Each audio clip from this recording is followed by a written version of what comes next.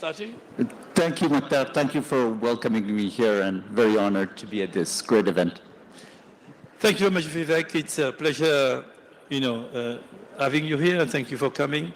Let me just kick off the conversation by asking you, you just had your Congress, and you are newly elected Director General of GSMA. Do you want to tell to the audience what happened there? What are the challenges that you are facing currently? Yes, thank you very much, Mukhtar. Indeed, we're just out of our biggest event in the year, which is the Mobile World Congress in Barcelona. And as I'll be taking my new role on the 1st of April, but my predecessor has put the bar very high because it was a great success. 109,000 people attended. We had a big ministerial conference with 148 countries represented. We had close to 70 ministers on stage. So I'd say the dialogue around digitalization, around the needs for connectivity has been very intense. And well, as you can expect, a number of subjects were quite transversal. One thing to note is that GSMA organizes or convenes the Mobile World Congress in Barcelona, but really more than half of the attendees are not telecom operators. So they're from all sectors of the industries, manufacturing, education, all domains, because they have an interest in what connectivity can bring. So they were talking about what? They were talking about AI, of course. That's one of the big subjects. The rollout of 5G and the challenges around rolling out more connectivity and more high bandwidth connectivity across the world. And they were talking about one of our key subjects, which is the usage gap. And by usage gap, I'm talking about the close to 3 billion people who have coverage and who are not connected to the mobile internet, in particular women. So big subjects on the table during this conversation. No, thank you. On our side, the way last time I was at the GSMA was a few years ago. The conversation was around the new technologies, IoTs, 5G plus, and there were a lot of innovation going, and AI was starting to pick up in terms of usage. So when we look at this, and we put IFC, we are investing a lot in digital, $2.7 billion, and we are mobilizing a lot of resources in it. And what we are seeing in reality is that the bottom of the pyramid is still underserved. And as you heard, the strategy of the World Bank Group is to focus on jobs. And jobs require infrastructure, and in infrastructure we include digital infrastructure. So if you want to reach the bottom of the pyramid, what do you think you should do differently? I think it's both a supply and a demand side question. There is still a big investment gap, and there's about 1.3 trillion still to invest by the end of the 2030, by the end of the decade, in order to put in place the infrastructure that would be required to serve everyone.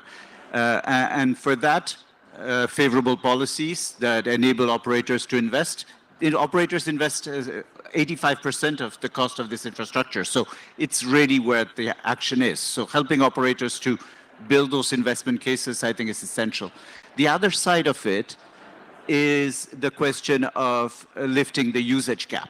So you have people, 3 billion people, who actually have a network on top of their heads and who are not connected. And the main reasons are quite well known. The first one is affordability of handsets. And it's great that we're with the World Bank, with the IMF, with the IFC, as part, and with ITU, and Doreen mentioned it this morning, in the Affordable Handset Coalition. And we care a lot about this initiative because I think that has a big impact. And that means working on taxation, working on devices, working on the cost of distribution and financing of these devices. I think these are super important programs. And then you have things like skills. And we've reached 70 million people with our internet skills training programs, because it's also about the fear of what is this device, what does it bring, is it really useful, is it safe, Will it get me connected to the wrong people? There are lots of soft aspects to it that really need to be addressed. So it's really about lifting these blockages one by one. When a few years ago the focus was on IoT and things like that, since then the technology is focusing more and more on things like satellite internet providers, and also now direct from satellite to devices. These are technology which are developing, which are maturing now. What was the conversation around this new technology during the GSMA? It was very intense. It is a big subject, and it's a very exciting subject because, frankly, the science that goes behind having a satellite 350 to 500 kilometers in the sky communicating directly with your handheld device is quite impressive. However, we should place it in the right context. It is a very useful technology to ensure that you are able to bring coverage and security when I'm talking about direct-to-device in remote areas, because it is at the end limited in terms of the volumes that it can cover, but it is a very good way to reach those very difficult to reach regions. It will not solve our usage gap question. Why? Because if you don't have a phone, you don't have a phone that can communicate with direct-to-device, whereas you already have coverage on the ground. The other thing is a matter of spectrum. Some of these solutions use mobile operator spectrum, and obviously mobile operators are having a dialogue with satellite providers because it can be a part of their offering. But of course, it also should be managed in a good way, in the proper way, following the ITU rules to ensure that this spectrum is properly used, doesn't interfere with mobile signals, which after all are used in countries within the regulatory framework. So there's a bit of work for regulation around the spectrum aspects of these solutions as well. In a previous life, I was looking a lot at these issues of license. And the incentives that was given to countries and Minister of Finance was to have as many license issues so you can maximize revenue for government. But it seems that the conversation has evolved over time, and that a certain level of slicing the spectrum can be counterproductive over the long run, because it doesn't allow you to have some applications which are running with the necessary spectrum. So how do you see the evolution? We are together involved in a previous life in an important project in Ethiopia. And the Ethiopian, for instance, at that time, made the choice of giving much larger spectrum to be able to have application on education in health, thereby not possible if they had a smaller spectrum. So how do you see the conversation of spectrum going on right now? No, I think you're spot on. There are two reasons. One of them, when you slice too much, or if you give too many licenses, your market structure is weaker. If there is duplication, triplication of investment, that's not how you achieve the greatest outcome. So that's on the basic level. Too many licenses means very often subcritical players. You're seeing that swing. If I take the Indian market, it fixed itself in this respect. On the other hand, with the new technologies, since 4G and even more with 5G, when you give a lot of spectrum, it is much more interesting than giving a small proportions of spectrum. And it's not linear. It's not that you get twice more effect out of 100 megahertz than out of 50. You actually get much more, because the way the systems work allows you to do more interesting things. And you can dedicate spectrum to applications, you can dedicate them to IoT, you can dedicate them to industrial applications and to safety networks, for instance. So there is more to be taken out of broader allocations of spectrum. But also, I think there is an evolution in the thinking on the regulatory side around the cost of spectrum, because €1 can only be spent once. You can either spend it on your buying the spectrum, or you're going to be spending it on investing to roll out and use the spectrum for the benefit of people. let me come back now to something else, because when you talk about the lowest part of things, particularly in the African continent, when we talk about broadband access, is basically 4G plus on a mobile device. A few years ago, we have seen a trend of slowing down investment in base stations, which antennas which can carry 4G signal.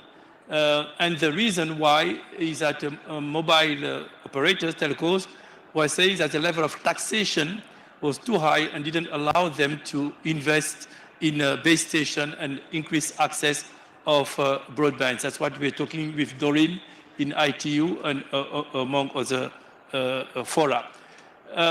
So what is your take about on this taxation? My feeling and my experience is that there is a kind of confidence building exercise which is needed between the Minister of Finance and the telco. If you go in a typical country in Africa, for instance, the Minister for Finance will think that the telco are making huge profit and they are not making it public, and therefore they are not paying the right level of taxation. When you talk to the telcos, they tell you no. In fact, our books are open. We are really not making the cash that you think that we are making, and the current level of taxation will not allow us to invest more in 4G type of base stations that will allow broadband access in remote area. So how to solve that tension? Well, trust is a gift, is what I was taught when I was young, that you need to give the trust in order to launch that dialogue. And I think that the mobile industry is very intent on growing mobile coverage for its own benefit. It is, as you often say, a J-curve, right? Yeah. If you're able to put in the investment, then and that requires lower taxation, because at this point, indeed, in certain countries, the telecom sector has been subjected to sector-specific taxation, which really damages its economics. There is another aspect, which is the availability of handsets, which I come back to regularly, which is there's no point rolling out 4G networks if nobody has a 4G phone. So that balance also needs to be struck. But by reducing taxation, for instance, South Africa this year is planning to remove a sector-specific tax on smartphones. They were applying a luxury tax on smartphones. They're going to remove the luxury tax on low-end smartphones. They don't plan to remove it on the very expensive, super sophisticated devices, and that's perfectly fine. It's a reasonable balance. But at least for entry-level smartphones, remove that taxation, because you recognize that for people to have a phone is more important than the 8% tax that you're going to levy from it. So I think by demonstrating the GDP impact of more people being connected, being part of the digital economy, starting their own company, using mobile money for their transactions, I think we can rebuild that trust, and we should have that dialogue. Now we'll be happy to share with you some of the work. Actually, my colleague Herman and my former colleague at the World Bank, we have at that time issued a report. We were talking about the impact, the economic impact of access to broadband of internet in countries, and it was quite telling of the economic impact. But let me continue on that conversation when we talk on taxation. When we talk about taxation, we have to talk about IMF, because at the end of the day, they are the one who are talking about the macroeconomic framework, we are talking about the fiscal situation, about the budget. Don't you think that it will be important to bring them the conversation so that they are part of the solution and understand the long-term impact that it can have? Because currently, if you read any paper of the IMF, they will tell you that the digital sector is one of the sectors that will take, but that will be growth enhancing, and we need to develop that sector. And on the other side, you hear the telco saying that they're overtaxed. So I think that it would be maybe useful to bring the IMF to the conversation and for all of us to see how we can take it forward. Yeah, I think your insight, I mean, you obviously have an insight into how this thinking works. And look, it's that schizophrenia that I've seen in various geographies, where indeed everybody, let's say that the head recognizes that digital is going to improve the economy, that if you invest €1 or $1 in digital, you will get that dollar back in multiple ways through the enhancement and growth of the digital economy, which pulls the whole physical economy as well. And at the same time, when you have to balance the books, the mind is shut down and you think, well, who can I tax when I have to manage the fiscal deficit? And in that case, an industry which actually has a computer behind every production unit, and that's telecoms. Everything we do is measured through billing systems, through all the systems that we have. So we are eminently taxable. So it's just kind of the path of least resistance to tax this industry. So I think, indeed, I'd welcome this debate to have it in a holistic way, to put back the formula that shows the GDP impact of investment in digital, because I think we're not the center of the digital universe anymore as the telecom industry, but we are the necessary enabler. So if we can roll out and empower people to have phones, then we can make a difference. We see the phone and the mobile technology as being an important way of creating jobs, really. And I've seen it from my own eyes. I'm from Senegal. I mean, 15 years ago, when you land in Dakar, it's Ramadan, so we not talk about food, but it's not because I'm hungry that I'm saying that. But I want to say, 15 years ago, you will go and when you land in Senegal, say, why can I get food? Because we land late at night and the fridge is empty when you get home or something like that.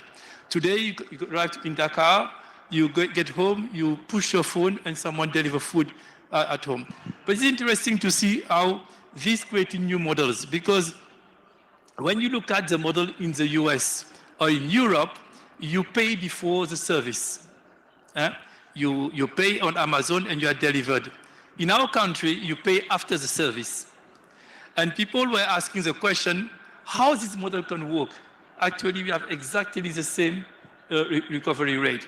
What I want to say by that is that experience in developing country can inform a lot the rest of the world how to do things.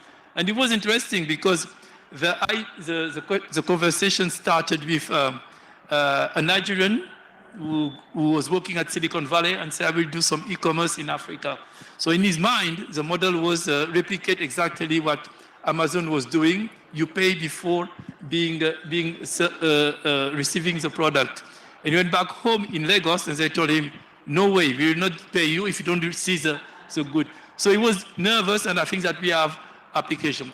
In the health sector also, we are seeing more and more application. Let me turn a little bit to something also which is important, is creating the ecosystem for startups to develop applications which are using that new ecosystem. What is the role of telco in building the ecosystem for startup and support the initial investment?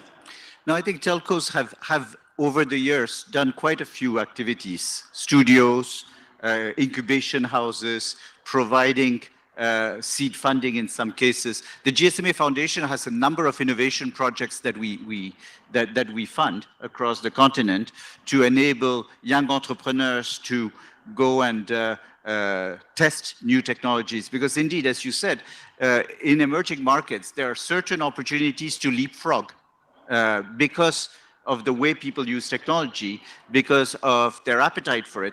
I was in charge of the digital transformation of a large group in the past, a hotel group. Mm-hmm. And that transformation was a very big project. One of the things we had to do was a project called Mobile First. Well, in Africa, you don't do mobile first. You don't have to do a mobile first project. You are mobile first by definition, because 95% of your customers, at least, will be consuming your service through mobile. So these mobile technologies for development activities that lots of startups are picking up are indeed a big area of progress. Now, for us, it's very important. I think that the president of the World Bank, Ajay Banga, was in a previous panel, and he must have tell you that his strategy for the World Bank Group is to focus on jobs. So as I say, the foundation is infrastructure with digital infrastructure, but application in a lot of sectors. One of them is the hotel industry, the tourism industry, which is creating jobs. The other one is agriculture. The other one is health sector. And all these are sectors which requires a lot of application on IT. One of the things that we would like to work also with the telco in terms of applications is to be able to create a supply chain in countries, whereas a small farmer in a country can use the technology to be able to be part of the supply chain for the hospitality industry in a country, so that people don't always import from abroad the vegetables or things that they need to use for their industry, but be able to use the farmers. So we would like to be able to do more with you. This is an area where IFC is investing a lot. A big part of our disruptive technology is in fintech, and we are extending it to the e-health, e-ed, and other sectors which require more access. So what about skills? No, I think indeed on skills, we start. If you start at the bottom of the pyramid, the first thing is basic internet skills. We've got an internet skills toolkit that's reached 70 million people already, and that we continue to deploy across the continent. But also, indeed, there are a few enablers. You were mentioning the agricultural sector. There's another dimension to it, which is along the supply chain, which is empowered by mobile money. And operators have been very active on mobile money. We just issued our State of the Industry report this year. We're about to bring it out, but what it shows is a double-digit growth of this sector again, with Africa very much in the lead at a worldwide level. And with, I would say, about $1.7 trillion flowing through this. And what we see as success factors is that operators who have expanded into fintech by providing working capital loans to day laborers, typically, short-term loans, working capital that allows you to store, to fund your crops and then go and sell them on the market and pay back your loan. This whole microfinance cycle can be empowered by mobile. And I think that's one way to develop, to bring people in. And so teaching the use of mobile money, giving kids little videos, it's sometimes very simple things that give training to people so that they can get onto the economic space, I think is important. Our role at IFC has been to be the disruptors. We want to finance and support the disruptors. Let me give you an example of what we have done supporting a disruptor. They were on fintech, on payment, e-payment. At some point, there were rate in one country, was an incumbent of 3% for every single transaction. And including you had to pay a tax when you had to withdraw money. We financed a fintech disruptor, startup, which lower that cost to 1%. And because of competition, now in that country is 0.7% for each transaction. So when we enter also the fintech, is innovation, but it's also disruption, because we like to bring competition, because at the end of the day, our role is to lower the cost for the users and to increase the competitiveness of the economy so that we can create as many jobs as we can. And I think that it was a very interesting experience, because as you can guess, the incumbent was surprised and was not expecting it. But at the end, they realized that it was a good way. And I saw that incumbent now diversifying their offer of product and moving to a different type of product, including providing loans and credit to small holders and things like that. So I just wanted to illustrate a little bit the dynamics of what we are doing. The second thing that we have been doing a lot at IFC is to invest in fiber optic, not mainly terrestrial fiber optic, because the submarine cables have been taken by, already been invested by big players, and to invest also in data center.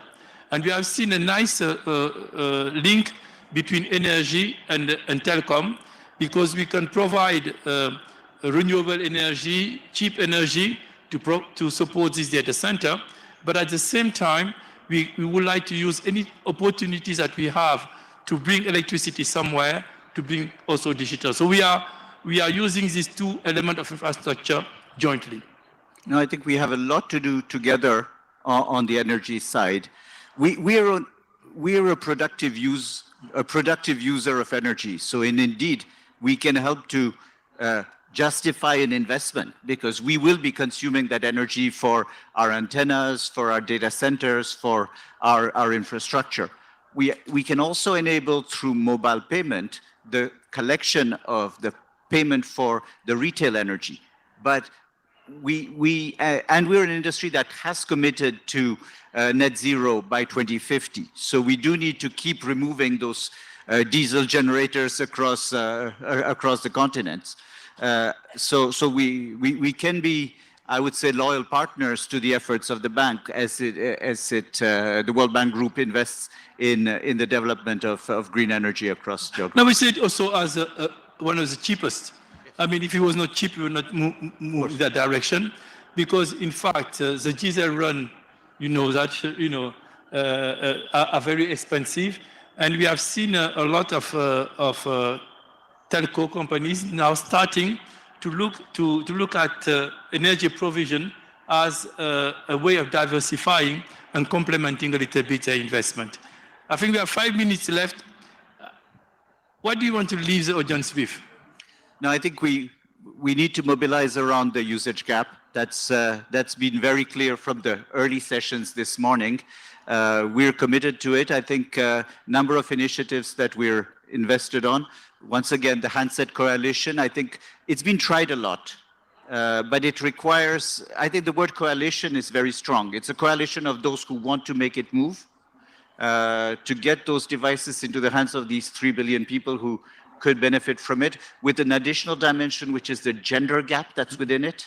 There's a 15% gender gap on the usage of phones. That would be worth $1.5 trillion worth of GDP. So it's good business to equip people because it will help them to be part of a broader economy coming out into new opportunities for their work. So I would say that would be my biggest focus and something I'm very passionate about for this year. Thank you very much, Vivek. On our side, we are really looking for strengthening our collaboration for us, supporting the assembly of mobile phone in Africa and continue working on other parts of the world to increase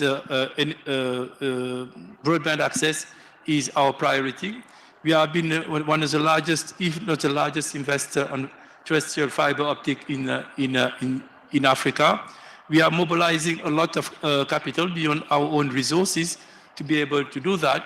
But I think that the way forward is to continue investing on skills, create an ecosystem for startup, create more competition, and let's start the dialogue on taxation, because I think it will help us to move forward. Thank you so much. Thank you.